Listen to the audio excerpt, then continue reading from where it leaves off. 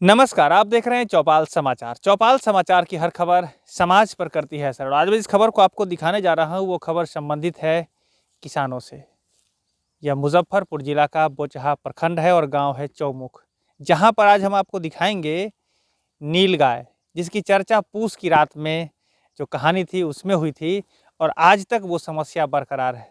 आज भी किसानों के लिए नीलगाय परेशानी का सबब बना है। ऐसे मैं ज़रूर कहना चाहूँगा कि यह प्रकृति का अंग ही है, लेकिन प्रकृति में असंतुलन कहेंगे कि जहाँ पर इसे रहना हो चाहिए, जंगलों में जहाँ पर इसे रहना चाहिए वो नहीं, और किसान जो कि अन्न उपजा रहे हैं उनके बीच ये पहुँच गया है और यहाँ पर परेशानी का सबब बना हुआ है। आज हम बात करेंगे यहाँ के ही किसानों से जो कि चौमुख से हैं, और उनसे हम बात कर आपको बताएंगे कि समस्या कितनी गंभीर है। और आप हमारे पीछे देख सकते हैं बहुत संख्या में यहाँ पर सैकड़ों नीलगाय हैं, तो यहाँ पर आप देख पाएंगे कि क्या समस्या है। तो सबसे पहले संजय जी, आपका बहुत बहुत स्वागत है मेरे इस कार्यक्रम में। धन्यवाद। धन्यवाद जी संजय जी, अभी हम लोग जो आए हैं यहाँ पर, आप दिखा रहे हैं गाय, नीलगाय पीछे है, क्या समस्या है हमारे दर्शकों को बताएं। नीलगाय तो ऐसी समस्या बनी हुई है हम लोगों के लिए कि खेती अब अभिशाप जैसे बनता जा रहा है। लोग पूंजी लगाते हैं खेती में, गेहूं करते थे, मकई करते थे, तोरा है, आलू है, पपीता है, केला है, आम है, अमरूद है, सारे चीज़ों की खेती को नीलगाय के आ जाने से अब इतना असुरक्षित हो गया है कि उसका फल खा जाता है। आलू को कुरेद करके निकाल देता है। इसके बाद मकई का तो एक बेर खेत में दौड़ेगा तो हज़ारों हज़ार संख्या में पेड़ को तोड़ देता है। अब किसान मर करके किस तरह से कर्ज ले करके जैसे तैसे पूंजी जुटा करके, पूंजी फंसा करके खेती करता है। और अनिश्चितता इतना है कि प्रकृति की अनिश्चितता अलग है और ऊपर से नीलगाय का कहर अलग है। जी संजय जी, एक बात बताएं आप कि आप एक बात इधर बताएं, थोड़ा सा आप इधर की तरफ हमारे दर्शकों को बताएं। देखिए, यहाँ पर जो नीलगाय की समस्या है, इसको लेकर कोई समाधान अभी तक आपने निकालने का अपने स्तर से प्रयास किया है? कुछ आवेदन लिखे हैं कहीं पर? जी नहीं, आवेदन जिला स्तर पर इस तरह का प्रयास किया गया, लेकिन वो भी सिर्फ ढाक के 3 पात की तरह से हुआ। कलेक्टर साहब तक इसको प्रखंड के स्तर पर इसको पहुंचाया गया। लोग सामाजिक स्तर से बैठ करके भी इस विषय पर चिंतन मनन किए और तब लिखा पढ़ी का कार्य हुआ। लेकिन उसके बाद सुने होइएगा कि एक बार सरकार बुला रही है तमिलनाडु से कुछ मारने वालों को, तो एक बार आया तो बेचारे को ठंड लग गया तो वो रिटर्न हो गए। दूसरे बार आए तो कहाँ लापता हो गए, मारे कि नहीं मारे भगवान जाने क्या योजना है सरकार की। लेकिन अब इतनी बड़ी समस्या बनी हुई है और इतना टेक्नोलॉजी है, इतना हम विकास करके आगे जा रहे हैं, और इसके बावजूद नीलगाय से हम इतने त्रस्त हैं। इतनी बड़ी समस्या को सरकार तो समाधान कर सकती है कि उसको कम से कम मारेंगे नहीं तो पकड़ करके उसको ले जा करके किसी बड़े म्यूजियम में डाल सकते हैं, या कोई जो उसका अरण्यक है उसमें जंगली क्षेत्र में डाल सकते हैं। यह करना आसान है बनिस्बत मारने की अपेक्षा।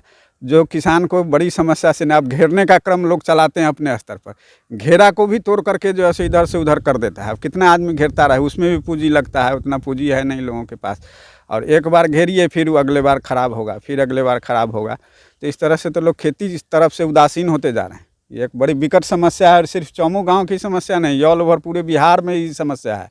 हर जिला, हर प्रखंड के लोग तबाह हैं और मुख्य दर्शक बने हुए हैं। सरकार अपना कहते हैं कि जनता तबाह है और नेता लोग जो है सो आबाद हो रहे हैं, आनंद मना रहे हैं। जी संजय जी, आप एक बात बताएं, ये समस्या कितने दिनों से आप देख रहे हैं अपने क्षेत्र में? ये समस्या करीब 10 वर्षों से है। 10 वर्षों से हम लोग, शुरू में कम था संख्या तो लोग उतना नहीं केयर करते रहे, धीरे धीरे बढ़ता गया। और एक नीलगाय ही नहीं, उसके साथ साथ एक बनैया सुअर है, जो उससे आदमी को भी खतरा होता है। यदा कदा पेपर में न्यूज आता है कि अमुक जगह बनैया सुअर अमुक आदमी को चीर दिया, फाड़ दिया, उससे घायल।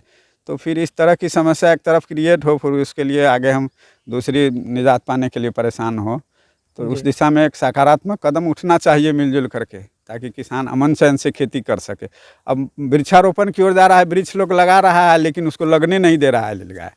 जी जी, तो देखिए ये यहाँ पर हम दर्शकों को जरूर जागता उदाहरण, जहाँ हम लोग आम के बगीचा में खड़ा हैं, उसको देखने से पता लग सकता है कि कई एक पेड़ को डिस्टर्ब कर दिया है। नीचे नीचे जितना डाल है उस सब का वो नीलगाय खा करके छूट कर दिए। अब क्या करेगा किसान? जी जी जी, तो देखिए यहाँ पर हम जरूर कहना चाहेंगे अपने दर्शकों को कि ये जो समस्या है नीलगाय, ये संभवतः आप भी इससे परेशान होंगे। अगर आप गांव ग्राम से आप अगर संबंध रखते हैं, जरूर रखते ही होंगे, तो समस्या जरूर आप देख पाएंगे और आप महसूस भी कर रहे होंगे। एक बात बताइए, एक बात बताइए कि संजय जी, आपके विचार में क्या इसको मारना निदान है या इसको पकड़ के कहीं और ले जाना निदान है? आपको क्या लगता है क्या होना चाहिए? मारना कोई निदान नहीं है, इसको पकड़ करके प्रकृति का चीज है, उसमें भी जीव है, तो उस जीव सदैव से रहा है। अब जंगल कटता जा रहा है तो इसका नतीजा है कि गांव में लोग जो पेड़ पौधा लगाते हैं, घर है उसके नज़दीक वो भोजन की तलाश में जो है से कि जो जा रहा है, तो इसका जहाँ बड़ा जंगल है वहाँ जा करके इसको छोड़ दिया जाए।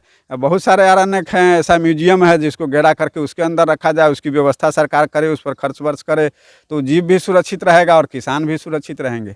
अब देख रहे होइएगा कि हम लोगों के सामने से जरूर जरूर आइए, हम लोग अब देखते भी रहते हैं जी। देखिए आप दर्शकों को मैं जरूर दिखाना चाहूंगा कि यहाँ पर नीलगाय देखिए कैसे निर्भय होकर अपने इस क्षेत्र में कितनी संख्या है, सैकड़ों की संख्या में यहाँ पर नीलगाय है। और देखिए कितना कितना आप इसको देख रहे हैं कि यहाँ पर कितनी संख्या है, देख रहे हैं ये। और बताइए कितनी हरियाली, और ये सारे कुछ को इसको जब इसमें यहाँ पर नीलगाय जब विचरण करेगी तो पता है कि कितना डिस्टर्ब हो रहा है, सारी खेती खत्म हो रही है और यहाँ पर कोई भी निदान नहीं निकल रहा है वर्तमान स्थिति में। देखिए कम से कम अभी यहाँ की संख्या अगर आप गिनेंगे तो लगभग 25-30 यहाँ की संख्या, और दूसरे तरफ भी और जगह जो है सो अलग है, और जगह भी यहाँ पर नीलगाय है, इसी क्षेत्र में है। तो बहुत ही क्षति हो रही है, और लेकिन इसका समुचित निदान होना जरूरी है।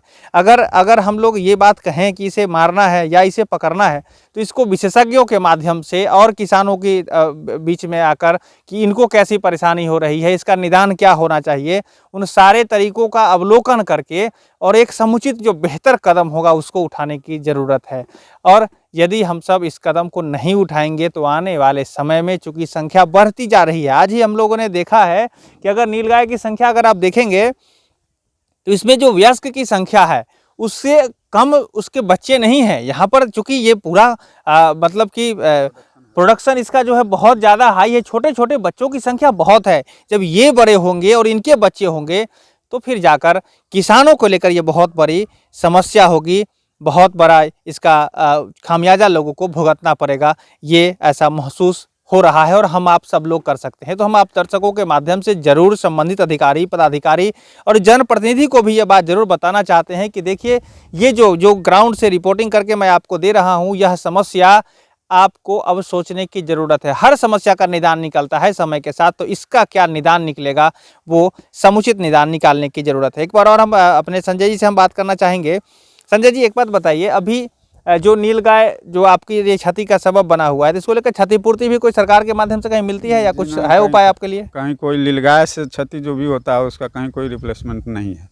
और सरकारी स्तर पर या प्राइवेट स्तर पर भी लोग जो है से कहीं कोई इस दिशा में मुखातिब नहीं। किसान अपनी अपनी समस्या से त्रस्त है, उसके लिए जो भी निदान कर रहा है, लेकिन सरकारी स्तर पर जैसे प्रखंड विकास पदाधिकारी हुए, अंचल में हुए, जिला स्तर पर हुए, कहीं से कोई देख रेख, इसमें कृषि पदाधिकारी लोग हैं, उन लोगों को भी कहीं कुछ हिस्सा, ऐसा नहीं है कि कान में तेल डाल करके जानकारी उनको भी है, उनका काम है जाना, लेकिन कहीं नहीं। ग्रामीण स्तर पर जो मुखिया होता है, सरपंच होते हैं, वार्ड मेंबर है, जिला परिषद, उन लोगों को भी इससे बहस नहीं है। अभी तुरंत वोट होने वाला है, सब लोग वोट मांगने आएंगे, सबको समस्या का समाधान कहेंगे कि करेंगे, लेकिन जो मूल समस्या है जहाँ कहता है उसे कि नहीं कुछ चर्चा भी नहीं होगी।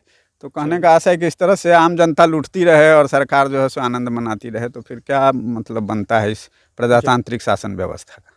जरूर, तो इस तरह की ये समस्या है। और आपका संजय जी बहुत बहुत धन्यवाद, आपने हमारे कार्यक्रम में भाग लिया है।